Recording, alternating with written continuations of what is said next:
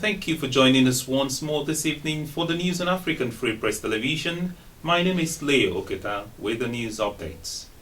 The Egbi power plant in Ikorodu, Lagos State, the biggest generating power station in Nigeria, has shut operations, leading to a drop from its 1,100 megawatts to zero.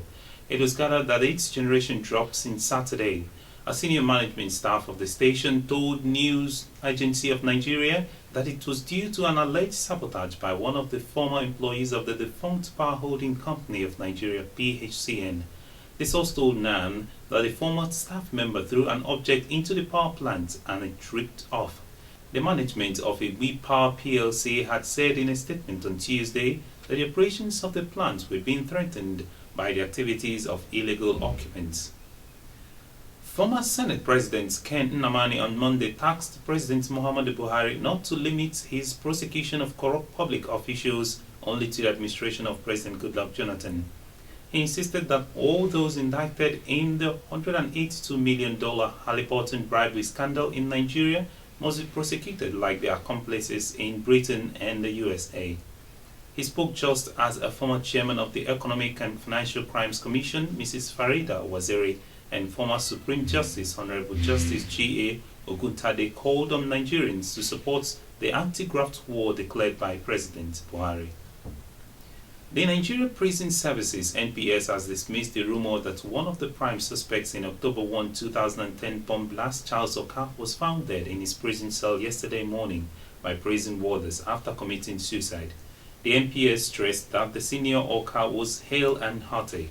There was rumor earlier yesterday that Charles Oka was found dead in prison cell by prison warders at 7 a.m. and that his suicide note blamed the nation's criminal justice system and former President Goodluck Jonathan. Oka was also alleged to have appealed to his children to forgive him and that a prison's doctor was informed some weeks ago about Oka's depression and suicidal intention.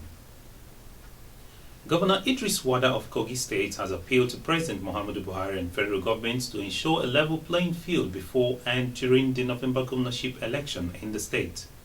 Wada said it was the only way Kogi indigents would give him overwhelming support at the poll based on his performance in office. Wada is seeking a second term on the platform of People's Democratic Party and will be facing former Governor Abubakar Audu of the All Progressive Congress (APC) in the election slated for November the 21st. A 20-year-old man has been arrested by the police in Onitsha, Anambra State for allegedly stealing a 6-month-old boy in Ose Okudu Market in the commercial town. The suspect, identified as John, whose name is withheld, allegedly stole the baby from a young girl while the mother was busy trading in the market. The divisional police officer in charge of Onitsha Central Police Station, Mr. Issa Abubakar, superintendent of police, who confirmed the arrest, said the suspect was arrested in Abuja Park by a curious member of the vigilance outfit who saw him with the baby.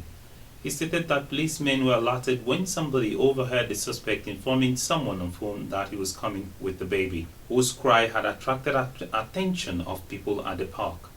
The DPO, who called on members of the public to always report any suspected person to the police, blamed the child's mother, who left him under the care of a girl.